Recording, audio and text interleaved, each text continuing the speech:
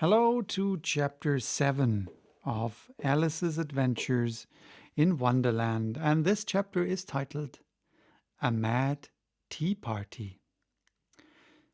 There was a table set out under a tree in front of the house, and the March Hare and the Hatter were having tea at it. A Dormouse was sitting between them, fast asleep, and the other two were using it as a cushion, resting their elbows on it and talking over its head. Very uncomfortable for the Dormouse, thought Alice. Only as it's asleep, I suppose it doesn't mind. The table was a large one, but the three were all crowded together at one corner of it. "No room! No room!" they cried out when they saw Alice coming. "There's plenty of room," said Alice indignantly, and she sat down in a large armchair on one end of the table. "Have some wine," the March Hare said in an encouraging tone. Alice looked all round the table, but there was nothing on it but tea. "I don't see any wine," she remarked. "There isn't any," said the March Hare. "Then it wasn't very civil of you to offer some," said Alice angrily. "It wasn't very civil of you to sit down without being invited," said the March Hare. "I didn't know it was your table," said Alice. "It's late for a great many more than 3. "Your hair wants cutting," said the Hatter. He had been looking for Alice for some time with great curiosity, and this was his first speech. "You should learn not to make personal remarks," Alice said with some severity. "It's very rude." The Hatter opened his eyes very wide on hearing this, but all he said was, "Why is a raven like a writing desk?" "Come, we shall have some fun now," thought Alice. "I'm glad they've begun asking riddles." "I believe I can guess that," she added aloud. "Do you mean that you think you can find out the answer to it?" said the March Hare. "Exactly so," said Alice. "Then you should say what you mean," the March Hare went on. "I do," Alice hastily replied. At least I mean what I say. That's the same thing, you know." "Not the same thing a bit," said the Hatter. "You might just as well say that I see what I eat is the same thing as I eat what I see." "You might just as well say," added the March Hare, "that I like what I get is the same thing as I get what I like." "You might just as well say," added the Dormouse, who seemed to be talking in its sleep, "that I breathe when I sleep is the same thing as I sleep when I breathe." "It's the same thing with you," said the Hatter. And here the conversation dropped, and the party sat silent for a minute while Alice thought over all she could remember about ravens and writing desks, which wasn't much. The Hatter was the first to break the silence. "What day of the month is it?" he said, turning to Alice. He had taken his watch out of his pocket and was looking at it uneasily, shaking it every now and then and holding it to its ear. Alice considered a little and then said, "The 4th." "2 days wrong," sighed the Hatter. "I told you butter wouldn't suit the works," he added, looking angrily at the March Hare. "It was the best butter," the March Hare meekly replied.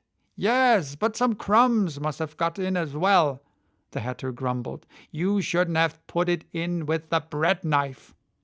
The March Hare took the watch and looked at it gloomily. Then he dipped it into his cup of tea and looked at it again. But he could think of nothing better to say than his first remark. "It was the best butter, you know." Alice had been looking over his shoulder with some curiosity. "What a funny watch," she remarked. "It tells the day of the month and doesn't tell what o'clock it is." "Why should it?" muttered the Hatter. "Does your watch tell you what year it is?" "Of course not," Alice replied very readily, "but that's because it stays the same year for such a long time together." "Which is just the case with mine," said the Hatter. Alice felt dreadfully puzzled. The Hatter's remark seemed to her to have no sort of meaning in it, and yet it was certainly English. "I don't quite understand you," she said as politely as she could. "The Dormouse is asleep again," said the Hatter, and he poured a little hot tea upon its nose. The Dormouse shook its head impatiently and said, without opening its eyes, of course, just what I was going to remark myself." "Have you guessed the riddle yet?" the Hatter said, turning to Alice. "No, I give it up," Alice replied. "What's the answer?" "I haven't the slightest idea," said the Hatter. "Nor I," said the March Hare. Alice sighed wearily. "I think you might do something better with the time," she said, "than waste it in asking riddles that have no answers." "If you knew time as well as I do," said the Hatter, "you wouldn't talk about wasting it. It's him." "I don't know what you mean," said Alice. "Of course you don't," the Hatter said, tossing his head contemptuously. "I dare say you never even spoke to time." "Perhaps not," Alice cautiously replied, "but I know I have to beat time when I learn music." "Ah, that accounts for it," said the Hatter. "He won't stand beating. Now, if you only kept on good terms with him, he'd do almost anything you liked with the clock. For instance, suppose it were 9 o'clock in the morning, just time to begin lessons. You'd only have to whisper a hint to time, and round goes the clock in a twinkling, 1:30, time for dinner." I only wish it was," the March Hare said to himself in a whisper. "That would be grand, certainly," said Alice thoughtfully. "But then I shouldn't be hungry for it, you know." "Not at first, perhaps," said the Hatter, "but you could keep it to 1:30 as long as you liked." "Is that the way you manage?" Alice asked. The Hatter shook his head mournfully. "Not I," he replied. "We quarreled last March, just before he went mad, you know," pointing with his teaspoon at the March Hare. "It was at the great concert given by the Queen of Hearts, and I had to sing, 'Twinkle, twinkle, little bat, how I wonder what you're at.' You know the song, perhaps?" "I've heard something like it," said Alice. "It goes on, you know," the Hatter continued, "in this way. Up above the world you fly, like a tea tray in the sky. Twinkle, twinkle." Here the Dormouse shook itself and began singing in its sleep, "Twinkle, twinkle, twinkle, twinkle," and went on so long that they had to pinch it to make it stop. "Well, I'd hardly finished the first verse," said the Hatter, when the Queen jumped up and bawled out, "He's murdering the time! Off with his head!" "How dreadfully savage!" exclaimed Alice. "And ever since that," the Hatter went on in a mournful tone, "he won't do a thing I ask. It's always 6 o'clock now."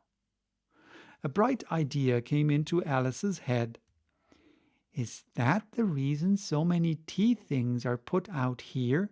she asked. "Yes, that's it," said the Hatter with a sigh. "It's always tea time, and we've no time to wash the things between whiles." "Then you keep moving round, I suppose," said Alice. "Exactly so," said the Hatter, "as the things get used up." "But what happens when you come to the beginning again?" Alice ventured to ask. "Suppose we change the subject," the March Hare interrupted, yawning. I'm getting tired of this. I vote the young lady tells us a story." I'm afraid I don't know one, said Alice, rather alarmed at the proposal. Then the Dormouse shall, they both cried. Wake up, Dormouse! And they pinched it on both sides at once. The Dormouse slowly opened its eyes. I wasn't asleep, it said in a hoarse, feeble voice. I heard every word you fellows were saying. Tell us a story, said the March Hare. Yes, please do, pleaded Alice. And be quick about it, added the Hatter, or you'll be asleep again before it's done. Once upon a time, there were 3 little sisters, the Dormouse began in a great hurry, and their names were Elsie, Lacie, and Tilly. And they lived at the bottom of well... What did they live on? Said Alice, who always took a great interest in questions of eating and drinking.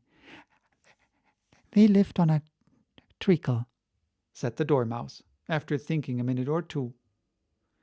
They couldn't have done that, you know, Alice gently remarked. They'd have been ill. So they were, said the Dormouse. Very ill.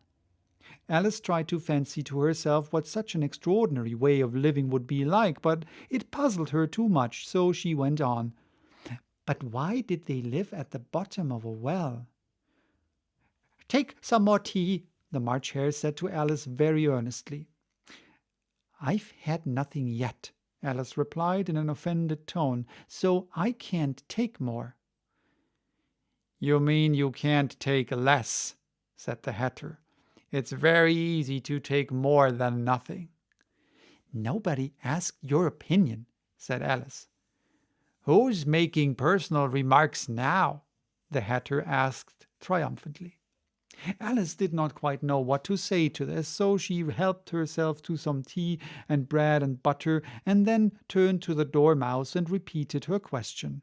Why did they live at the bottom of a well?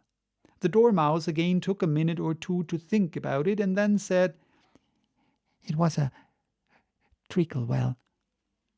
There's no such a thing. Alice was beginning very angrily, but the Hatter and the March Hare went, Shh, shh, and the Dormouse sulkily remarked, If you can't be civil, you'd better finish the story for yourself. No, please go on, Alice said very humbly. I won't interrupt you again. I dare say there may be one. One indeed, said the Dormouse indignantly. However, he consented to go on. And so these 3 little sisters, they were learning to draw, you know. What did they draw? Said Alice, quite forgetting her promise.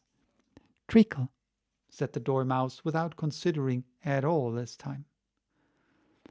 I want to clean up, interrupted the Hatter. Let's all move one place on. No, I want a clean cup, not a clean up. I want a clean cup, interrupted the Hatter. Let's all move one place on. He moved on as he spoke, and the Dormouse followed him. The March Hare moved into the Dormouse's place, and Alice rather unwillingly took the place of the March Hare. The Hatter was the only one who got any advantage from the change, and Alice was a good deal worse off than before, as the March Hare had just upset the milk jug into his plate. Alice did not wish to offend the Dormouse again, so she began very cautiously, But I don't understand. Where did they draw the treacle from? You can draw water out of a water well, said the Hatter. So I should think you could draw treacle out of a treacle well. That's stupid. But they were in the well, Alice said to the Dormouse, not choosing to notice this last remark. Of course they were, said the Dormouse. Well in. This answer so confused poor Alice that she let the Dormouse go on for some time without interrupting it. They were learning to draw, the Dormouse went on, yawning and rubbing its eyes, for it was getting very sleepy. And they drew all manner of things, everything that begins with an M. Why with an M? Said Alice. Why not? said the March Hare. Alice was silent. The Dormouse had closed its eyes by this time and was going off into a doze, but on being pinched by the Hatter, it woke up again with a little shriek and went on. That begins with an M, such as mousetraps and the moon and memory and muchness. You know, you say things are much of a muchness. Did you ever see such a thing as a drawing of a muchness? Really, now don't ask me, said Alice, very much confused. I don't think. Then you shouldn't talk, said the Hatter. This piece of rudeness was more than Alice could bear. She got up in great disgust and walked off. The Dormouse fell asleep instantly, and neither of the others took the least notice of her going through, though she looked back once or twice, half hoping that they would call after her. The last time she saw them, they were trying to put the Dormouse into the teapot. At any rate, I'll never go there again, said Alice as she picked her way through the woods. It's the stupidest tea party I was at in all my life. Just as she said this, she noticed that one of the trees had a door leading right into it. That's very curious, she thought, but everything's curious today. I thought I may as well go in at once. And she went. Once more she found herself in the long hall and close to the little glass table. Now I'll manage better this time, she said to herself, and began by taking the little golden key and unlocking the door that led into the garden. Then she went to work, nibbling at the mushroom. She had kept a piece of it in her pocket till she was about a foot high.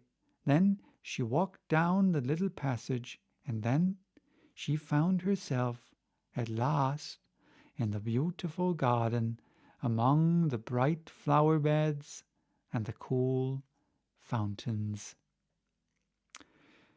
So that was chapter 7. Bye-bye till next time to chapter 8, which is titled The Queen's Croquet Ground.